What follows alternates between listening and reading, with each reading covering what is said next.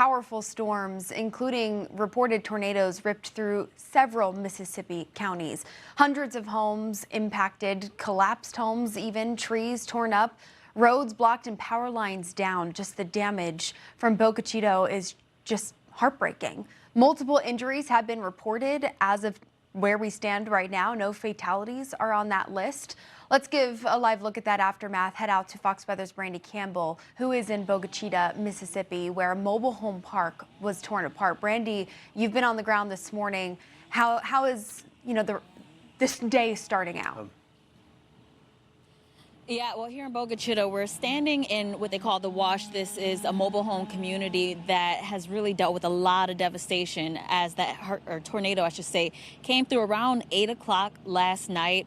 As the morning progresses, it's starting to get noisier, which is good. We can hear a lot of chainsaws that are active. There are people with skid steers just trying to help with that cleanup. But also the people who live here, residents, they have family members, friends, members just of the community that are now coming in, helping them at least try to recover what they can. Right behind me, you had a mobile home that was once here, but it flipped on its side. I actually met the woman who lived there, said that they were pinned up after that tornado passed through. So they were stuck. The home flipped completely over. So there's a lot of devastating stories out of it. But of course, we're seeing the community come together. So I want to introduce you guys to Joshua Gill. He is the incident commander with the United Cajun Navy. So thank you for joining us. I understand, this isn't day one on the ground for you. You were here last night after that tornado passed through.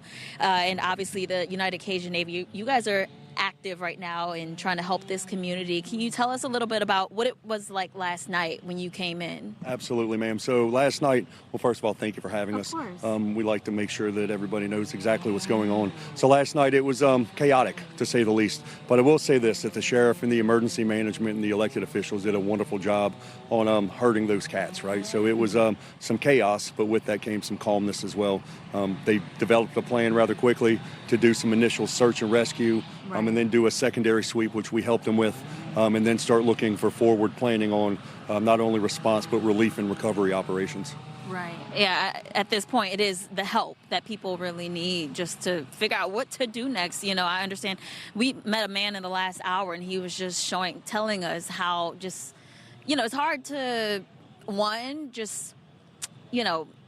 think of what you just went through, but also to move forward and assess and figure out what to do next. So what do you guys, I guess, have in place or are activating to make available? We just had a power line, I should just say, spring up right in front of us. So just trying to stay situationally aware. So what do you guys have that will be activated for residents in the coming day or hours?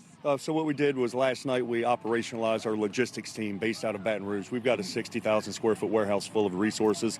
I put a call back to that team and to our founder, Todd Terrell, and said, hey, here's what's needed. So we're going to have two different operations running. It's going to be a point of distribution with essential supplies for the general public based out of the fire station. And then there's a shelter that the emergency manager set up at the Brookhaven building, and we're going to provide resources back to that shelter as well. Again, it's a litany of resources, but there's a lot of help that these people need, not only rebuilding their homes, but also rebuilding their lives. Right. What are you guys hearing from people that you've spoken to that they personally do need, besides, the big picture of they need a home, place to stay, but what kind of items? Prayers. Yeah. Everybody needs prayers. As you can see, lives were completely destroyed, right? This is where people lived. So homes, all these things can be replaced. Number one, we want these people to get settled emotionally, physically, as well as mentally, so they can start that long journey ahead to some permanency again, to get another trailer, to get put in a new house. These were 26 to 30 trailers that were here. That's 26 to 30 families that have been displaced. So whatever kind of assistance we can provide through our network of other nonprofits and for-profits as well, we're going to provide that to them. Thank you so much for sharing that with us, and Absolutely. good luck with everything that you guys are going to do for the folks here. And if there's anything else that we can do for you guys, let us know. Again, say some prayers for these people. They need it. Thank you. I appreciate that. All right. So again, this is day one, really, after the true devastation happened last night. So this is the beginning stages for the families here who were impacted. Some of the people who were here last night, obviously not here on the ground recovering things. There are some people that are still in the hospital recovering. I met one family member who said, I believe it was her brother, she said was still in the hospital.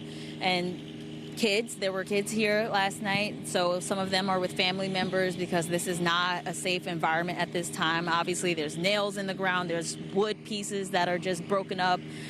I mean, as you can imagine, after devastation like this, it's not safe, but there are people here from the community just trying to do what they can to help out those that were impacted, guys. Yeah, Brandy, Back to you. I mean, just the shock of this is still very fresh. And day one, but day one of who knows how long for some. Months, this could years. take. Yeah. Right. Exactly. Brandy, thank you for this important Exactly. perspective. We'll be checking back in with you there on the ground.